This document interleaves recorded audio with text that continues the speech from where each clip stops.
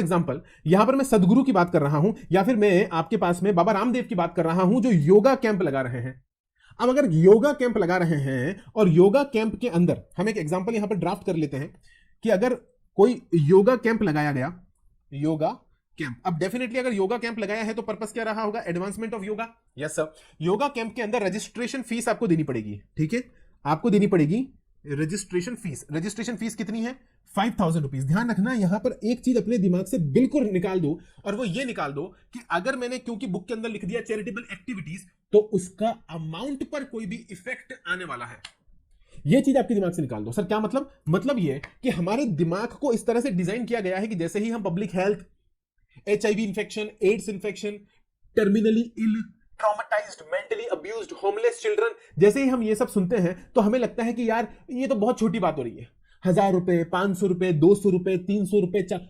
Consideration को monetary अपने दिमाग में सेट मत करो सिर्फ चैरिटेबल एक्टिविटी सुनकर कि चैरिटेबल एक्टिविटी है तो सब कुछ जो है वो छोटे अमाउंट का होगा। नहीं नहीं नहीं नहीं नहीं नहीं नहीं, ऐसा अपने दिमाग में मत आने देना, ऐसा अपने दिमाग में मत आने देना।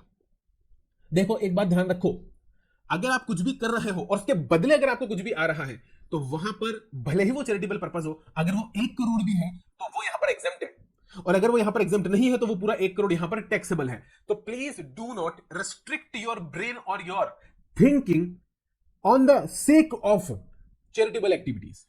Do not restrict your thinking. अब जैसे मैंने बोला ना रजिस्ट्रेशन फीस 5000 रुपए है, ये हो सकता है 15000 भी हो, 20000 भी हो, 40000 भी हो। मैं आपको ऐसे बाबा बता सकता हूं यूट्यूब के ऊपर जो योगा के नाम पे, स्पिरिचुअलिटी के नाम पर 1-1 लाख रुपए का सेशन करते हैं, जूम सेशन करते हैं, physical face to face sessions करते हैं, 1-1 लाख रुपए का सेशन करते हैं।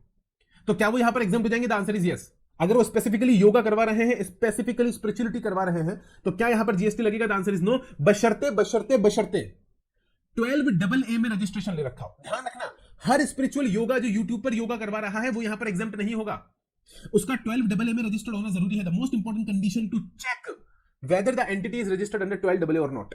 और 12AA का इनकम टैक्स का रजिस्ट्रेशन मैं आपको फिर बता रहा हूं इतनी आसानी से मिलता ही नहीं है, वहां पर बहुत पापड़ बेलने पड़ते हैं तब जाकर आपको इनकम टैक्स के अंदर 12AA या 12AB का रजिस्ट्रेशन मिलता है। भाई साहब वो रजिस्ट्रेशन सर्टिफिकेट ऐसे नहीं मिलता।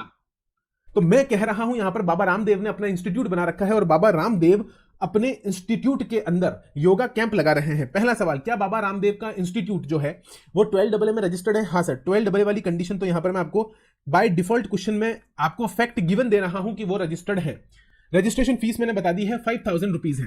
अब अगर मैं कहता हूं कि यहां पर आपको योगा कैंप है और यहां पर ये योगा कैंप होगा, योगा एक्सरसाइज होगी, क्या होगी? Yoga exercises, EXERCISES। तो योगा एक्सरसाइजेस सेशन है, फॉर एग्जांपल ये 2 घंटे का सेशन है, 2 आवर सेशन है, और यहां पर आपको जो मिलेगा वो क्या मिलेगा? आपको यहां पर योगा किट भी मिलेगा। Okay, yoga kit included.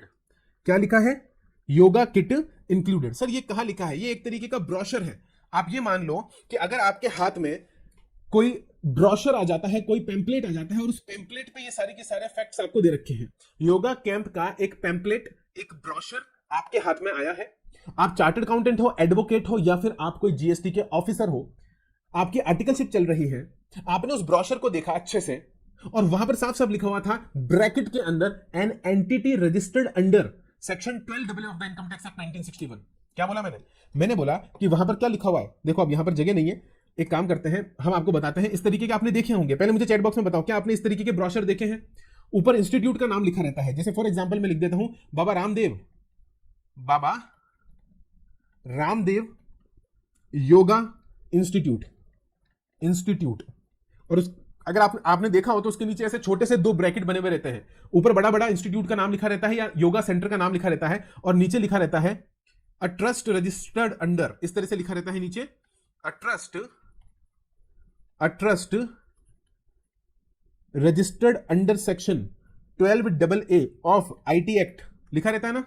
हाँ सर लिखा रहता है, इस तरीके से लिखा रहता है। आ गया चैट बॉक्स में जवाब, देखा है ना? हाँ सर हमने ऐसा देखा है, छोटा सा ब्रैकेट होता है उसमें लिखा रहता है कि 12AA of the income tax act में रजिस्टर्ड है। अब एक ब्रोशर आपके सामने आया है, उसके ऊपर हेडिंग इस तरीके से डली हुई है और पीछे जो कंटेंट्स मैंने आपको बताया वो कंटेंट्स उसमें लिखे हुए हैं। मुझे एक बात बताओ फटाफट से कि 5000 रुपीज में आपको 2 घंटे का योगा सेशन मिलेगा जिसके अंदर आपसे योगा एक्सरसाइज करवाई जाएंगी और साथ ही साथ आपको क्या दिया जाएगा? एक योगा किट दिया जाएगा जिसमें आपको एक योगा मैट दिया जाएगा, एक छोटा सा वाटर बॉटल दिया जाएगा या और कोई आपको वो होता है ना जो एक्स्ट्रा एसेसरीज होती है योगा करते वक्त, वो या हाथ पे लगाने की होती है, रबर बैंड्स वगैरह होते हैं, तो वो रबर बैंड्स वगैरह, सेफ्टी बैंड्स, ताकि आपकी कोई नीज वगैरह में प्रॉब्लम ना हो, तो safety band, rubber band, yoga kit के अंदर जो योगा मैट होती है वो, और वाटर बॉटल, ये सब आपको 5000 के अंदर इंक्लूडेड है। अब मुझे बताओ यहां पर आप क्या लेने गए थे? क्या आप वहां पर योगा किट खरीदने गए हो? क्या आप वहां पर yoga mat, water bottle, rubber band, safety band खरीदने गए हो, कि वहां पर आप योगा करने गए हो?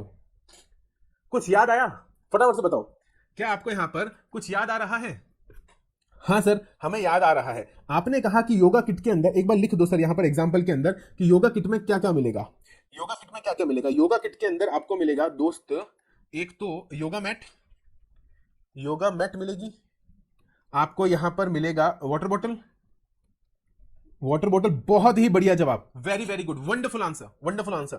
योगा मैट मिलेगी, वाटर बॉटल मिलेगा आपको, रबर बैंड मिलेगा, रबर बैंड जो होता है वो हाथ पे लगाने का, वो सब, ये सब चीजें आपको योगा किट के अंदर मिलेंगी। बहुत ही बढ़िया जवाब मेरे पास ऑलरेडी आ चुका है कि सर ये एग्जांपल जो आपने लिया है, और ये एग्जांपल बन रहा है आपके पास में जीएसटी के अंदर, बोलो क्या? Composite supply. क्या मुझे कोई सेक्शन बताएगा फटाफट से? मुझे कंपोजिट सप्लाई का डेफिनेशन नहीं पूछ रहा, सेक्शन कौन सा था? सेक्शन बता दो सर। सेक्शन 8 कल ही रिवाइज करवाया था, याद करो, एग्जामिनेशन चैप्टर शुरू होने से पहले। सेक्शन 8, और सेक्शन 8 में मैंने आपको क्या सिखाया था कि एक होती है प्रिंसिपल सप्लाई और एक होती है एंसिलरी सप्लाई। एक होती है प्रिंसिपल सप्लाई, एक होती है एंसिलरी सप्लाई। यहां पर प्रिंसिपल सप्लाई किसकी है? प्रिंसिपल सप्लाई की डेफिनेशन का मैंने आपको एक मूल मंत्र दिया था, एक स्ट्रेट जैकेट फॉर्मूला दिया था। वो फॉर्मूला क्या था? The purpose for which the recipient approached the supplier, the purpose for which और the supply for which the recipient approached the supplier. आप बाबा रामदेव इंस्टीट्यूट में कदम रख रहे हो, क्यों रख रहे हो? बस वो देख लो। बाबा रामदेव इंस्टीट्यूट की वेबसाइट पे जाके रजिस्ट्रेशन करवा रहे हो, क्यों करवा रहे हो? योगा किट खरीदने के लिए? The answer is no. मुझे वो योगा सेशन अटेंड करना है 2 घंटे का। Very good. तो प्रिंसिपल सप्लाई किसकी होगी सर? प्रिंसिपल सप्लाई हो गई यहां पर योगा सेशन, यहां पर योगा सेशन। और आपको एंसिलरी सर्विसेज के अंदर क्या मिल रहा है? योगा किट मिल रहा है। अच्छा मुझे बताओ, यही योगा किट, बहुत अच्छे से सुनना, यही योगा किट अगर अदरवाइज आप अमेजोन से परचेस करते, यही पूरा का पूरा बंडल्ड योगा किट, यही पूरा का पूरा बंडल्ड योगा किट अगर आप अमेजोन से परचेस करते तो क्या होता? भाई साहब हमारी क्लासेस में आओगे तो कोई परम्यूटेशन कॉम्बिनेशन छोड़ेंगे ही नहीं, इसलिए पूछ रहा हूं। सारे परम्यूटेशन कॉम्बिनेशंस बना देंगे। कोई ऐसा केस स्टडी, कोई ऐसा एग्जांपल छूटना ही नहीं चाहिए जो बाहर निकल जाए हमारी पढ़ाई के, और एग्जामिनेशन में आपसे पूछ लिया जाए या प्रैक्टिकल लाइफ में आपको फेस करना पड़े। कोशिश यही रहती है कि सारे परम्यूटेशन कॉम्बिनेशंस आपके सामने कवर कर दिए जाए। बिल्कुल सही जवाब सर। वो यहां पर 100% टैक्सेबल हो जाएगा, यहां पर वो 100% टैक्सेबल हो जाएगा। और मजे की बात, और सुनो मजे की बात, कि अगर वो योगा किट अमेजोन पे मिल रहा है तो वो कौन सी सप्लाई है? फटाफट से बताओ, तो वो कौन सी सप्लाई है? क्योंकि योगा किट बोला मैंने, ध्यान रखना, मैंने योगा किट बोला। अब योगा किट अगर अमेजोन पे मिल रहा है तो वो टैक्सेबल तो है, लेकिन वो कौन सी सप्लाई बन जाएगा सर? वो आपके पास बन जाएगा, अरे बोल दो ना जरा, नहीं गलत गलत गलत गलत गलत गलत, वो आपके पास बन जाएगा मिक्स्ड सप्लाई। वो आपके पास बन जाएगा, बोलो कौन सी सप्लाई? Mixed supply. हाँ आपने जो बोला वो ठीक है कि वो गुड्स की सप्लाई बनेगा, वो ठीक है, वो परफेक्ट है, वहां कोई दिक्कत नहीं है, लेकिन वो मिक्स्ड सप्लाई बन जाएगा। अरे बोलो हाँ कि ना? क्योंकि योगा किट बोला ना, तो योगा मैट आ रहा है, वाटर बोतल आ रही है, उसके साथ में रबर बैंड, सेफ्टी बैंड्स आ रहे हैं जो आप अपनी नीज पे लगा सकते हो ताकि स्ट्रेचिंग में ज्यादा प्रॉब्लम ना हो। तो मुझे बताओ कि वो यहां पर क्या बन जाएगा हमारे जीएसटी पर्सपेक्टिव से? सर वो हमारे पास में बन जाएगा मिक्स्ड सप्लाई। और मिक्स्ड सप्लाई भी सेक्शन 8 में ही कवर होता है, याद करो। हाँ सर। और मिक्स्ड सप्लाई में जो रेट लगता है वो कौन सा लगता है?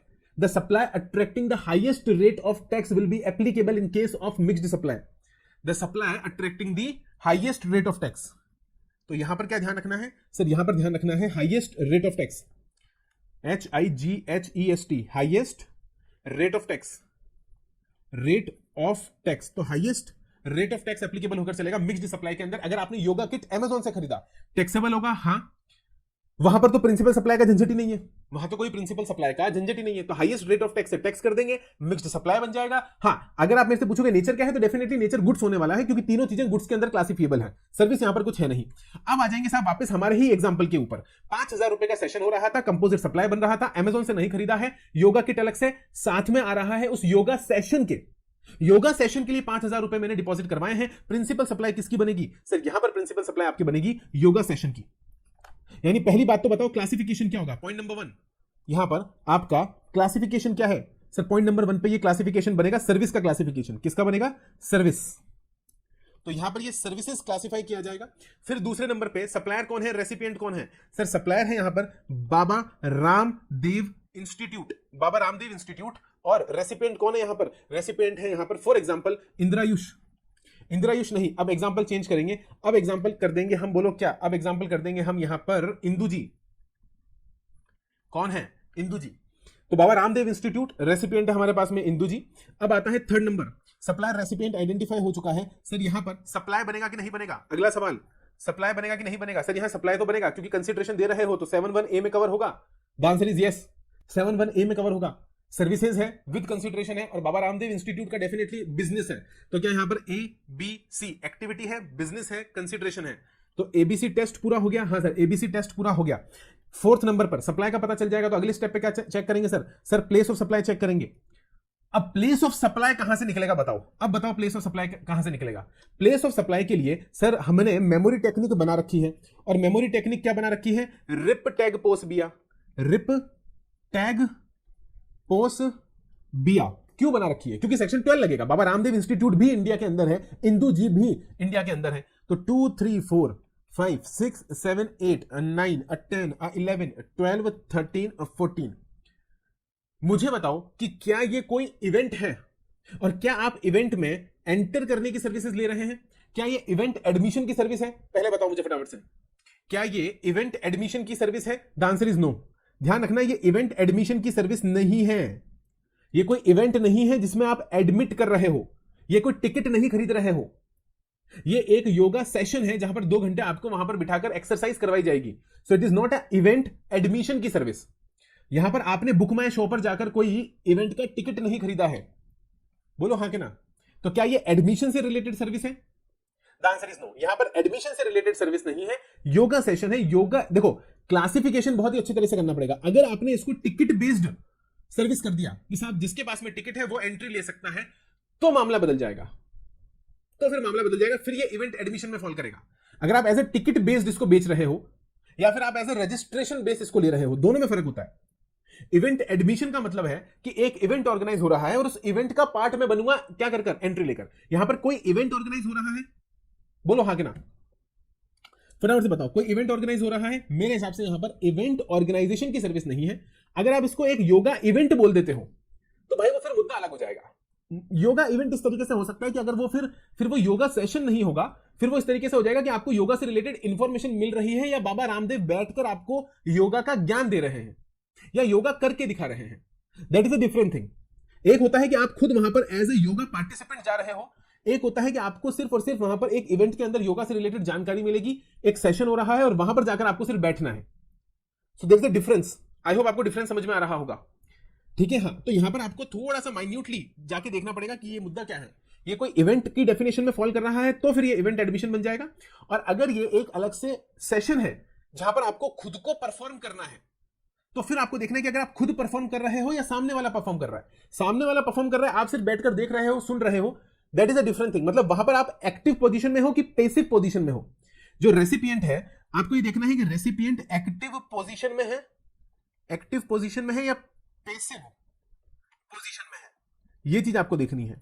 अगर आप वहां पर एक्टिव पोजीशन में हो तो फिर वो कोई इवेंट एडमिशन नहीं है, तो फिर वो कोई इवेंट एडमिशन नहीं है। वो एक ऐसी जगह है जहां पर आप खुद परफॉर्म कर रहे हो।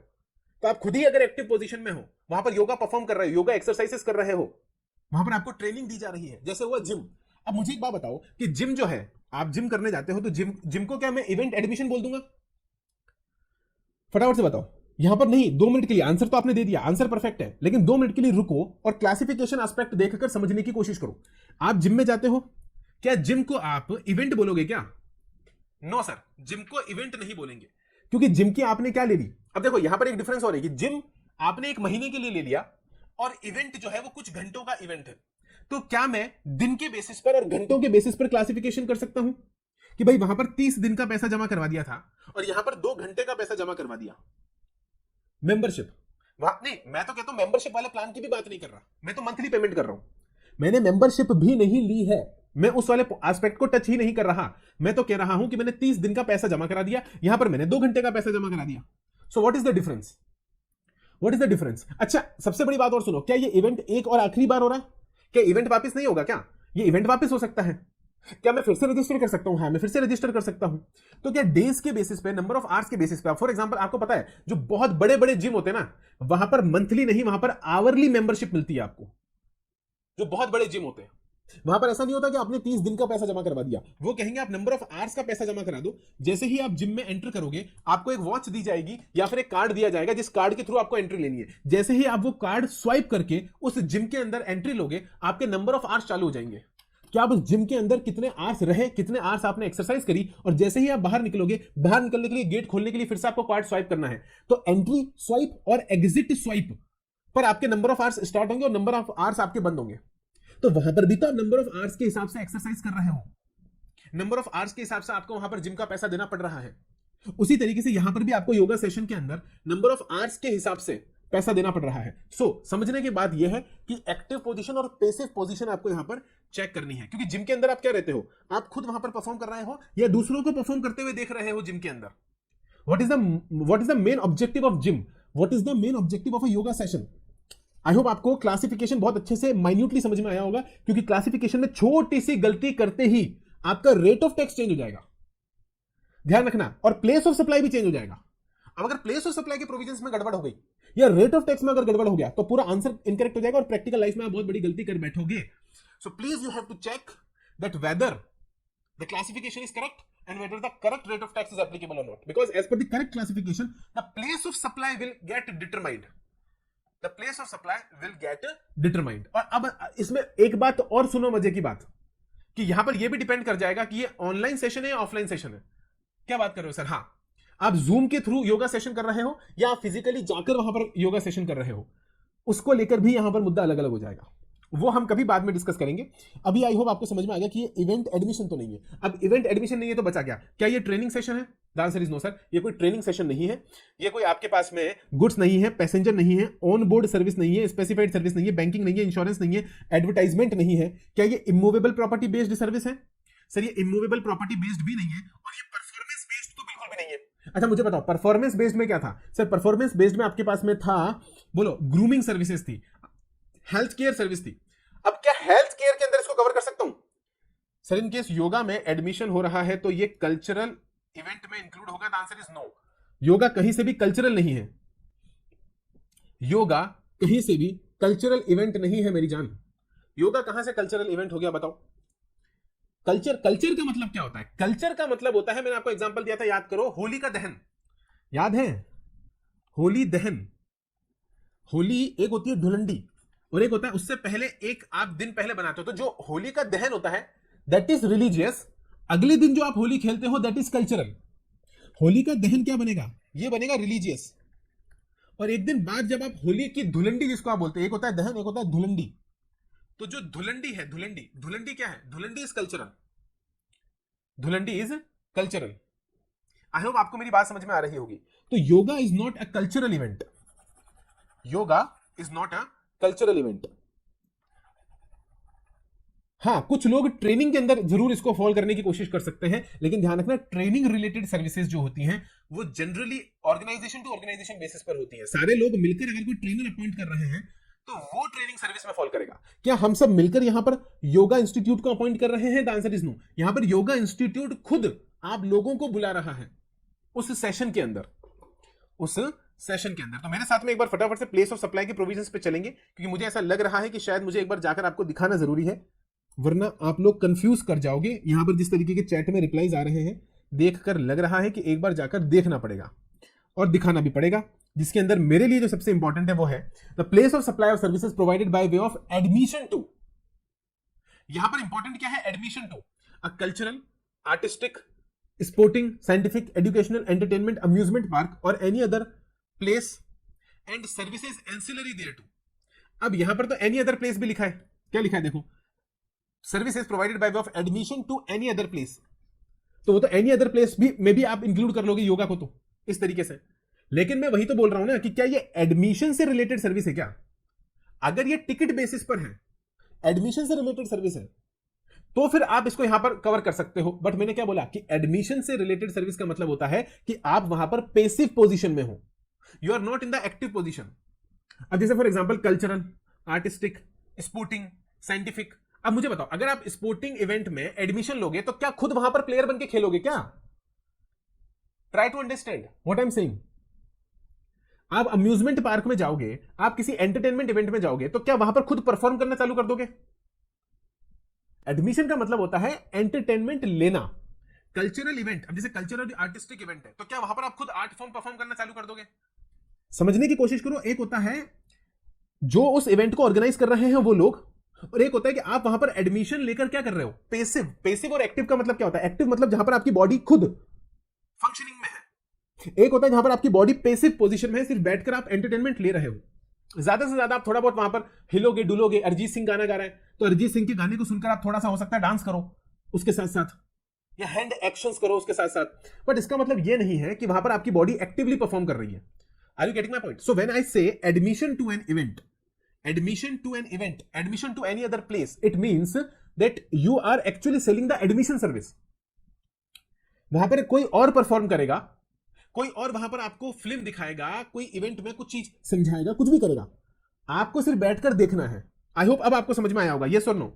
फटाफट से बताओ। यहां पर जो एडमिशन की बात हो रही है ना, वो एडमिशन का मतलब है कि कल्चरल, आर्टिस्टिक, स्पोर्टिंग, साइंटिफिक। अब साइंटिफिक इवेंट है तो साइंटिफिक इवेंट में एडमिशन का मतलब क्या हुआ कि वहां पर बहुत सारे साइंस प्रोजेक्ट्स हैं जिनको आप देखोगे एडमिशन लेकर। इसका मतलब ये थोड़ी ना कि आप वहां पर खुद साइंटिस्ट बन जाओगे, वहां पर आप खुद साइंटिस्ट नहीं बनोगे। उसी तरीके से हमारे यहां पर जो मैं योगा की बात कर रहा हूं ना, यहां पर आप उस सेशन का पार्ट बनके योगा साथ में परफॉर्म करने वाले हो मेरे दोस्त। वहां पर आप किसी योगा सेशन में बैठे नहीं हो, योगा के बारे में सुन रहे हैं, बाबा रामदेव योगा के बारे में बता रहे हैं, योगा की टेक्निक्स के बारे में बता रहे हैं, योगा के बेनिफिट्स के बारे में बता रहे हैं, योगा पर होने वाली रिसर्च के बारे में बता रहे हैं, अपने प्रेजेंटेशंस को दिखा रहे हैं, योगा के जो बहुत अच्छे अच्छे इफेक्ट्स आपकी बॉडी पर होते हैं, वहां पर वो टेस्टिमोनियल्स बता रहे हैं, वहां पर वो जो है वो एनेक्डोटल बता रहे हैं। सो एनेक्डोटल, टेस्टिमोनियल्स, बेनिफिट्स, रिसर्च, या फिर अपनी उन्होंने जो मेडिसिन बनाई हैं उनका वहां पर प्रचार कर रहे हैं। अपनी जो उनका कोर्स है उस कोर्स का वो वहां पर प्रचार कर रहे हैं, मार्केटिंग कर रहे हैं। एक ऐसे इवेंट में अगर आप जा रहे हो, that is covered under this, क्योंकि वहां पर आपने टिकट बेस्ड परमिशन ली है। लेकिन हमारा जो यहां पर एग्जांपल है वो कौन सा वाला एग्जांपल है, जहां पर आप खुद एडमिट कर रहे हो, क्योंकि आपको खुद को वहां पर परफॉर्म करना है, तो वहां पर आप खुद योगा परफॉर्म करोगे। अरे बोलो हाँ कि ना? हाँ सर। तो ध्यान रखना, मैंने जो आपको बताया था कि एक होता है एक्टिव पोजीशन, एक होता है पैसिव पोजीशन, और दूसरा होता है नंबर ऑफ आवर्स के बेसिस पर। तो जिम के अंदर भी क्या होता है, जिम के अंदर भी आप खुद परफॉर्म कर रहे हो। तो जिम में एडमिशन जो आपको मिल रहा है वो भी इस तरीके से नहीं मिल रहा, वहां पर भी आपको परफॉर्म करना है, योगा सेशंस में भी आपको परफॉर्म करना है। और मजे की बात मैं आपको बताता हूं, यहां पर आपको कंफ्यूजन क्यों हो रहा है ज्यादा, क्योंकि मैंने आपको बोल दिया 2 आवर्स सेशन, यही बोला ना मैंने आपको 2 आवर्स सेशन। अब दोस्त अगर मैं इसको कह दूं 30 days session, 30 days resident programme, अब बताओ, अब अगर मैं इसको 30 डेज रेजिडेंट प्रोग्राम में कन्वर्ट कर दूं, और मैं जो योगा किट आपको दे रहा था, योगा किट के साथ साथ अगर मैं आपको वहां पर रहने और खाने का भी बंदोबस्त कर दूं कि 30 डेज आप वहीं रहोगे और रोजाना 2 घंटे सुबह और 2 घंटे शाम को आपका योगा सेशन होगा। अब बोलो, अब क्या ये इवेंट नहीं रहा, अब ये रेजिडेंट प्रोग्राम बन गया। Now it is no more a event, now it is no more a event. But admission तो अभी भी ले रहे हो ना आप, एडमिशन तो अभी भी ले रहे हो, रजिस्ट्रेशन तो अभी भी हो रहा है। क्या सबको घुसने देंगे कि जिनके पास में सिर्फ रजिस्ट्रेशन का पन्ना है, रजिस्ट्रेशन सर्टिफिकेट है, सिर्फ उसको घुसने देंगे? सर डेफिनेटली जिसके पास में रजिस्ट्रेशन सर्टिफिकेट है सिर्फ उसको ही एंट्री मिलेगी। So don't confuse it like that, don't confuse it like that. तो क्या अब आप बोलोगे परफॉर्मेंस बेस्ड है, तो क्या यहां पर कोई परफॉर्मेंस हो रही है? देखो ट्रेनिंग के अंदर भी मैंने आपको बताया था, ट्रेनिंग के अंदर जो ट्रेनर सर्विस दे रहा है, आपने ट्रेनर को अपॉइंट करा है, दैट इज ट्रेनिंग सर्विसेज। तो जब ट्रेनिंग इन, देखो ये रहा ट्रेनिंग इन परफॉर्मेंस अप्रेजल की बात होगी ना, तो वो B2B B2C वाला है। याद करो मैंने आपको श्री सीमेंट का वहां पर एग्जांपल दिया था कि श्री सीमेंट ने कहा था कि जाके हमारे दूसरी ब्रांच वालों को आप क्या कर कराओ, ट्रेनिंग देकर आओ। नागपुर में अगर ब्रांच है, पुणे में अगर ब्रांच है, मुंबई में अगर ब्रांच है, तो उस ब्रांच को ट्रेनिंग देकर आओ। क्या यहां पर कोई ट्रेनिंग या परफॉर्मेंस अप्रेजल की बात चल रही है? The answer is no. क्या यहां पर रेस्टोरेंट कैटरिंग की बात हो रही है? क्या यहां पर पर्सनल ग्रूमिंग की बात हो रही है? क्या यहां पर fitness, beauty treatment, health service including cosmetic और प्लास्टिक सर्जरी की बात चल रही है? फिटनेस से रिलेटेड जरूर आप कह सकते हो कि हाँ योगा आपको फिट बनाएगा, तो क्या फिटनेस वाले पॉइंट में मैं आ सकता हूं? हाँ, फिटनेस वाले पॉइंट में आप आ सकते हो। तो अगर आप उसको फिटनेस वाले पॉइंट में कंसीडर करोगे तो आपका प्लेस ऑफ सप्लाई क्या निकल जाएगा? The place of supply of fitness services will be the place where the actually वो जो फिटनेस परफॉर्म की जा रही है, where the service are actually performed. तो वहां पर जो जिस जगह पर आपने जाकर वो सेशन अटेंड करा और वो जो आपने योगा सेशन परफॉर्म करा, जहां पर आपने योगा एक्सरसाइजेस परफॉर्म करी, उसी जगह को हम क्या मान के चलेंगे? प्लेस ऑफ सप्लाई मानकर चलेंगे।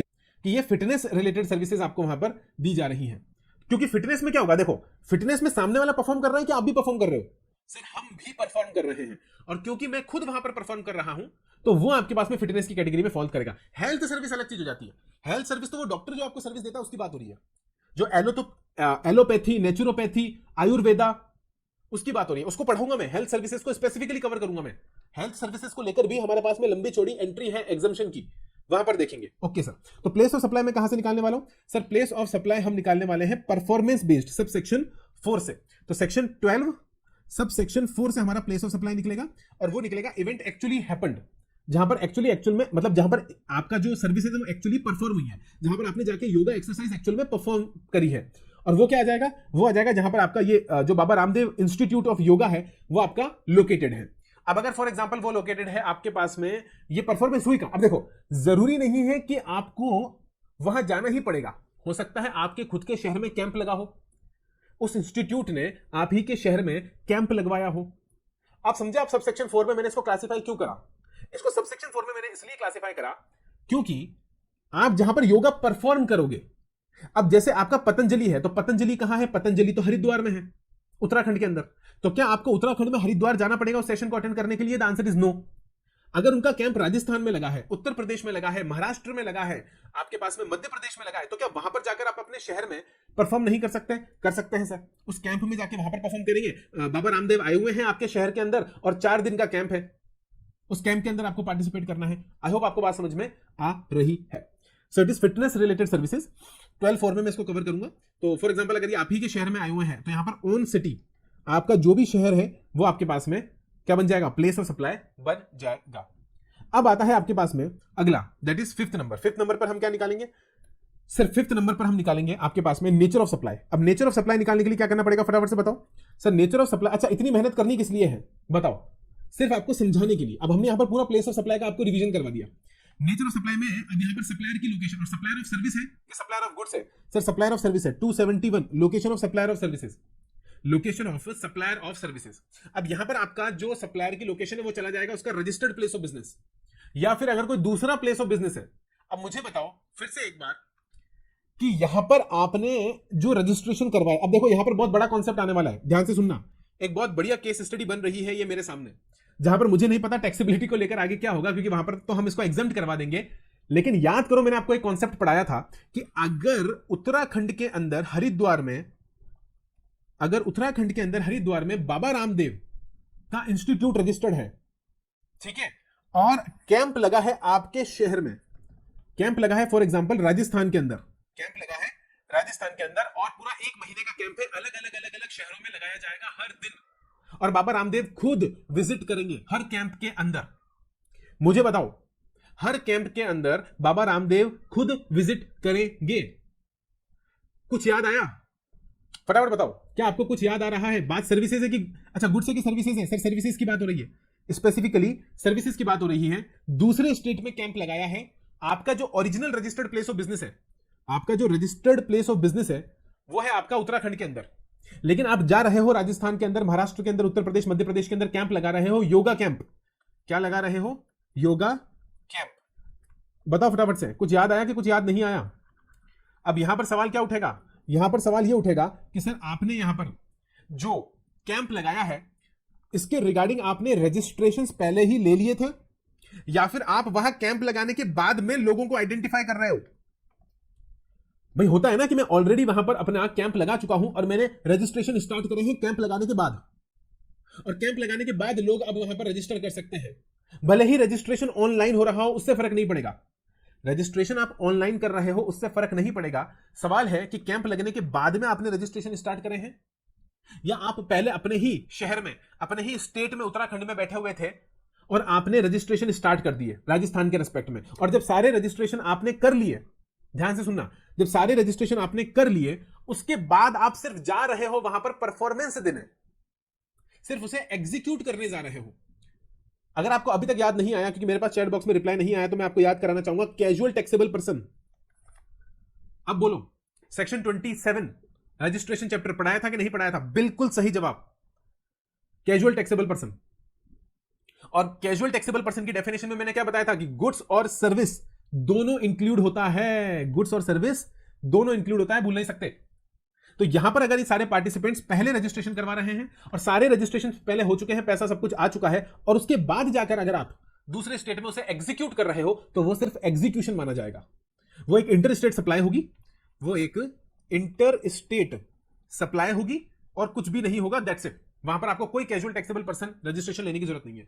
लेकिन फिर से बोल रहा हूं, अगर आप स्टेट में जाते हो, फॉर एग्जांपल आपने स्टार्टिंग में रजिस्ट्रेशन करवाए कितने, फॉर एग्जांपल 100 रजिस्ट्रेशन आपने करवा लिए, अब आप उस स्टेट में गए और उस स्टेट में जाने के बाद वहां पर 50 लोग और हैं जो एक्स्ट्रा रजिस्ट्रेशन करवाना चाहते हैं, तो यहां पर आप फंस गए, यहां पर आप फंस गए। अब आप बोल रहे हो कि स्टेट में जाने के बाद नए 50 जने और ज्वाइन करना चाहते हैं, न्यू 50 पार्टिसिपेंट्स और ज्वाइन करना चाहते हैं। अब अगर आपने रजिस्ट्रेशन लिए उस स्टेट में कैंप लगाने के बाद, अगर आपने उन 50 को आइडेंटिफाई करा है और अब आप उन 50 को रजिस्ट्रेशन ग्रांट कर रहे हो, तो मेरे दोस्त उस सिचुएशन के अंदर अब आपको वहां पर as a casual taxable person registration लेना पड़ेगा, अब आपको लेना पड़ेगा। तो ध्यान रखना, एक भी रजिस्ट्रेशन आप वहां पर कैंप लगाने के बाद में नहीं ले सकते। अगर आपको इंटर स्टेट सप्लाई बनानी है तो पहले अपने स्टेट में बैठो और आइडेंटिफाई कर लो सबको, और सबको इनवॉइस इशू कर दो, सबको रजिस्ट्रेशन का टिकट दे दो और बात खत्म।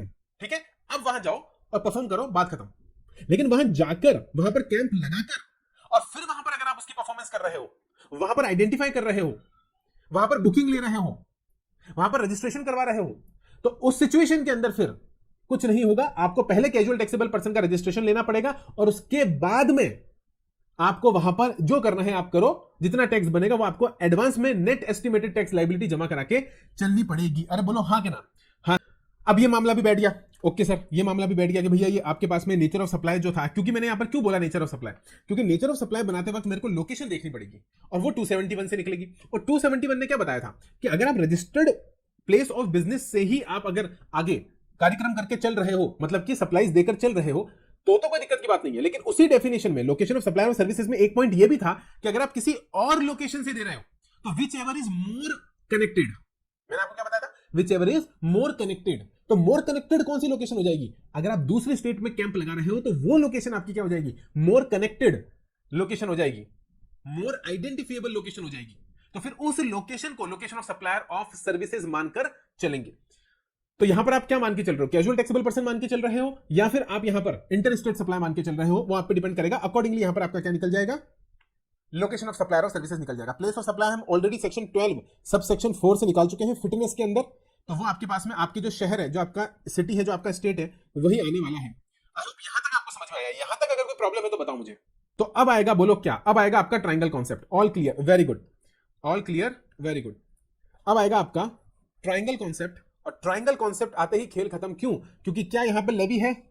बोलो, क्या यहां पर 9(1) में लेवी हो पाएगी? क्योंकि ऑलरेडी हमें 11(1) में क्या कर दिया है? ऑलरेडी हमें 11(1) में एग्जेम्प्ट कर दिया है, प्लस 12/2017 प्लस एंट्री नंबर 1। तो एंट्री नंबर 1 ऑफ 12/2017 यहां पर इस लेवी को क्या कर देती है? टेम्पररी एग्जॉस्ट कर देती है, टेम्पररी इसको खत्म कर देती है। अरे बोलो कि हाँ, सस्पेंड कर देती है, स्टे कर देती है। टेम्पररी क्या कर देती है? इस पर स्टे लगा देती है। कि स्टे लगाने का मतलब रोकना, कि भैया ठीक है रोक दिया साहब, 9(1) के अंदर की लेवी को आपने रोक दिया, एग्जेम्प्ट कर दिया 11(1) के अंदर। और वो आप और हम ऑलरेडी इन डिटेल देखकर आ चुके हैं। अब क्या करना है बताओ सर? अब क्या करना है? अगली एंट्री में चलो फटाफट से।